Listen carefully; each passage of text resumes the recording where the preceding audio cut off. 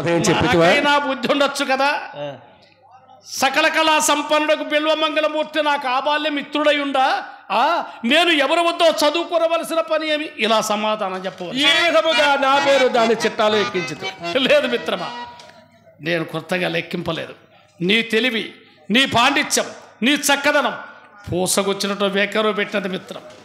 అసలే వేశ్య, ఆ పైన పడచదివినప్పుడు ఆ పాటి విచారణ లేకుండా మెరక వీధిన మేక ఈయననేమో పల్లపు వీధిన పడ్డ చావనేమో భోగము దాని అంటూ పై సంగతి కానీ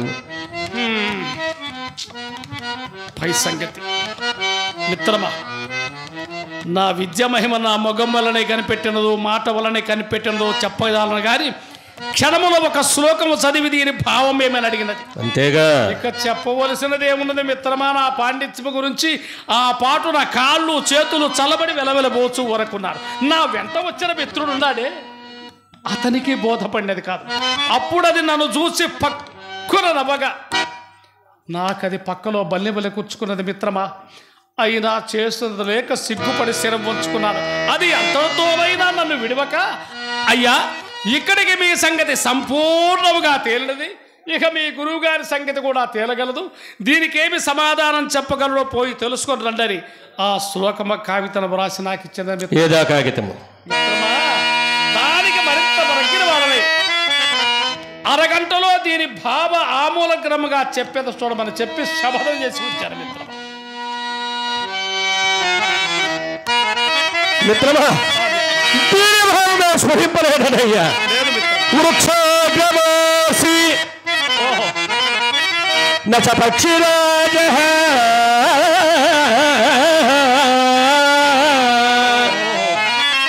చర్మాంగధారీ నచ సోమరాజి త్రినేత్రధారీ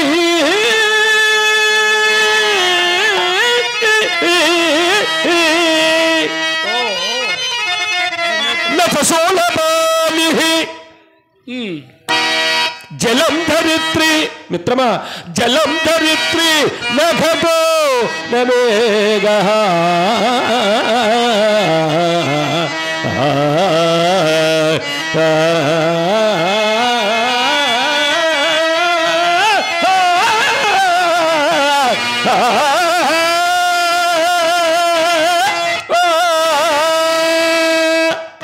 స్మరించుదా మిత్రమా? ముందుగా అర్థము తెలిసింది కదా మిత్రమా, భావం స్మరించుట. అర్థము చెప్పేది నేను. వృక్షాగ్రవాసి చెట్టుపై ఉండును. నచ పక్షిరాజ పక్షి కాదు, పక్షి కాదు. చర్మాంగధారి చర్మము ధరించుడును. ఓహో. నచ సోమయాజి సోమయాజి గాడు. సోమయాజి త్రినేత్రధారి 3 కన్నులుండును. నచ సోలపాని శివుడు కాదు. జలం ధరిత్రి జలము కలిగి ఉండును. నగటో కొండ కాదు, నవేగ మేఘము కాదు. మిత్రమా, ఈ సమస్య అంతా వెరసి నాకు ఇంకనూ ఇనప గుగ్గిలు నవిల్లట్టుగానే ఉన్నదయ్యా. దీని భావము టెంకాయ, నారికేళము. టెంకాయ, నారికేళం, నారికేళం, కొబ్బరికాయ. మిత్రమా, ఎంత పని చేసిందయ్యా ఈ టెంకాయ, నా తలకాయనే పాడు చేసింది మిత్రమా. సరే సరే మిత్రమా, మరి ఇప్పుడే వెళ్ళి దీనికి సమాధానం చెప్పి త్వరగా రమ్ము, కాలాతీత మగుచున్నది. అలాగే మిత్రమా.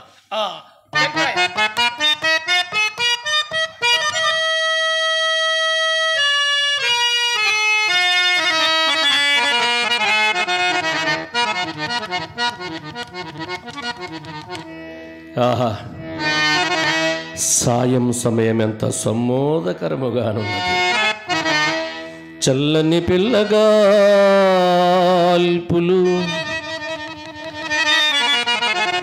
చక్కగా విచ్చిన పూలు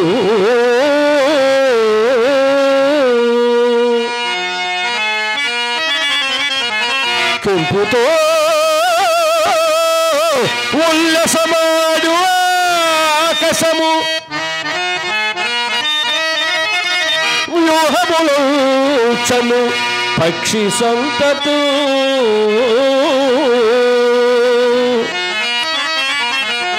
మెల్లగా నిల్పదారు చిరుమేఘములు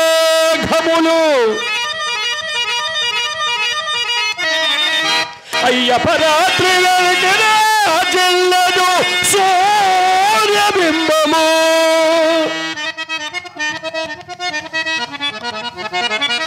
వచింపగ శక్యమే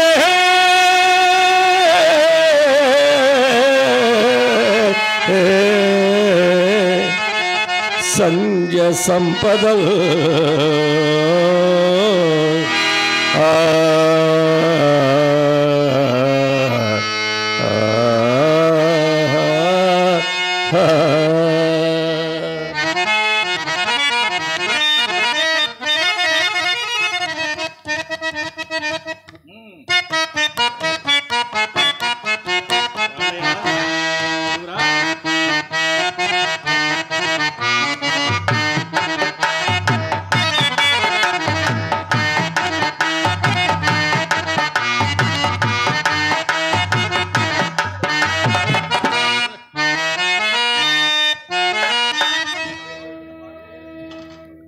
కేశవ భవానీ సంకటొచ్చునుచో తోటలో విలాస భవనము కూడా ఉందని చెప్పి పంపించు.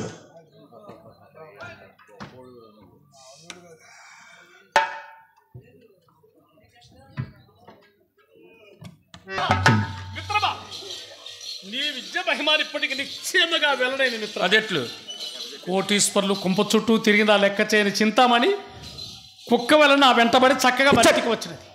అవును మిత్రమా. మా తండ్రి గారు వచ్చే సమయం కూడా ఆసనమైంది. ఇట్లు బయట లేపి వచ్చేటివా? అవును మిత్రమా. కానీ గత జల సేతుబంధన మందులకు అలాగే అలాగే.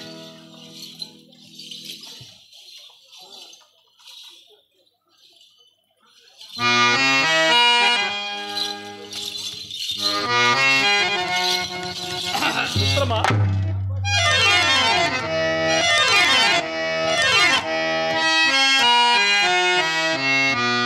ఓహో, ఈమె సౌందర్యం, ఈమె గనికయ్య లేక చక్కదనముల కనికయ్య. రెప్పలు అల్పకుండినను ధరిత్రిని పాదములంటకుండినను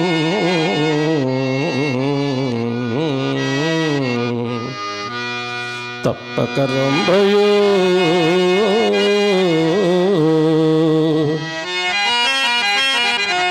మరి ఘృతాచియో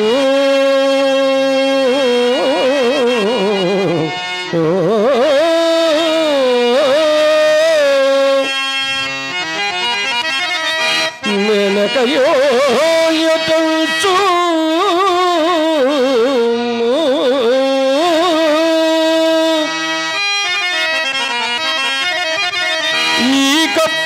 గంధి పట్ల భ్రమకల్గకపోవునే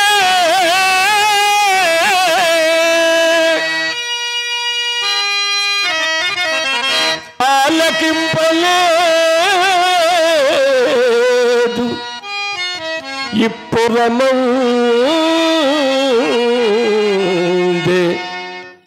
ఇట్టి జలజేక్షణయున్నదటంచు ఎన్నడు నే ఆలకింపలేదు,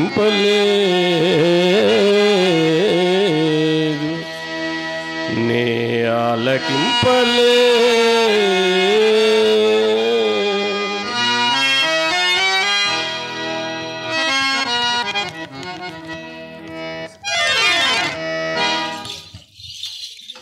నమస్కారము. తమ అనుజ్ఞ నొందకే తమ సన్నిధికి వచ్చిన నా సాహసమును మన్నింతురుగాక.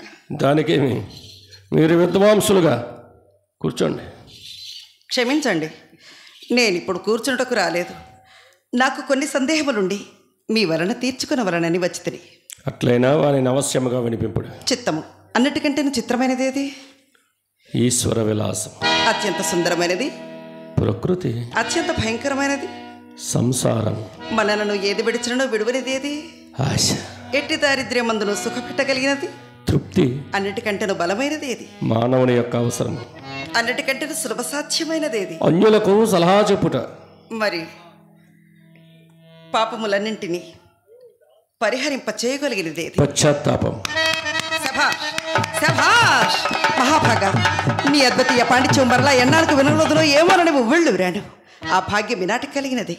చంద్రులకు నూలు పోగువలి నీ అద్వితీయ పాండిత్యమునకు ఈ అంగుళీకము స్వీకరించండి. పర్వాలేదు, తీసుకోండి తీసుకోండి, పర్వాలేదు.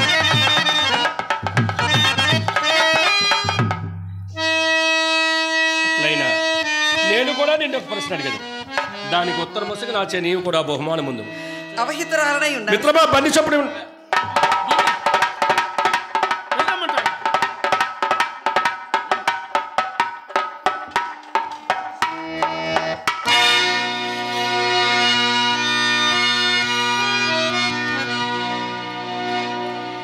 ఊహలకు సుఖసలాడు, ఊహలకు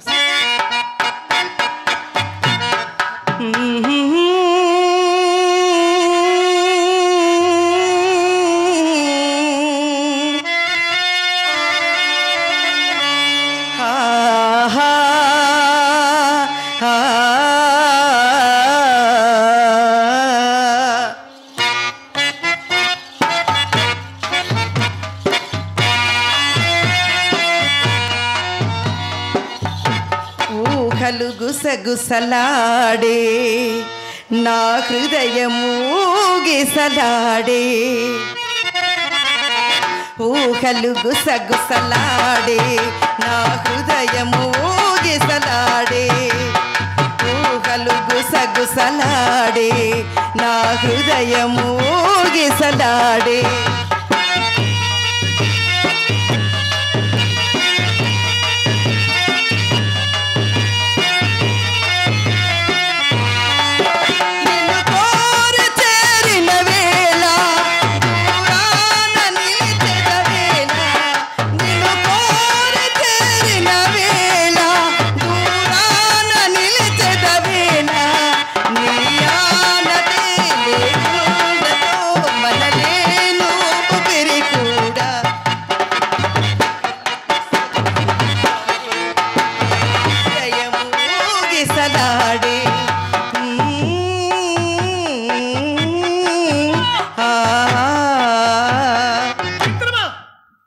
మన పని సత్రమే.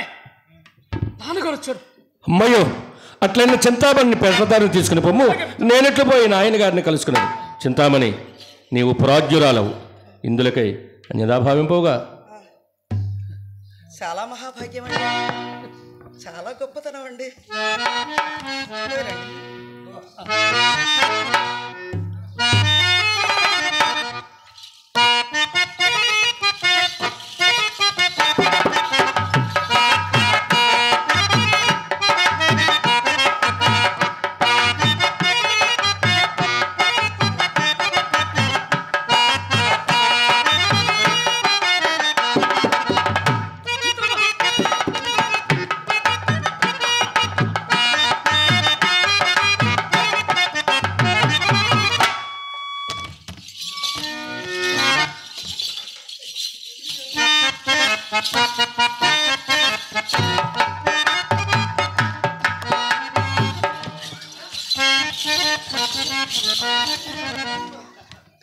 ఏంటండి? ఏం చెబుతావు, ఎవరి బాధలు వాళ్ళకుంటాయి. మంట ఎందుకో? కడుపు మంట. ఆహా, చెప్పేది కాదు, చెబితే తీరేది కాదు. పైన భగవంతుడు తెలుసు, కింద అనుభవించుడు. అవును, ఎంత 40 లక్షల కోసం ఈ నాటకం కాదు. అవునండి. మట్టి పద ఒట్టి వాళ్ళ నాన్నగారు. పదండి. అయ్యో బాబా.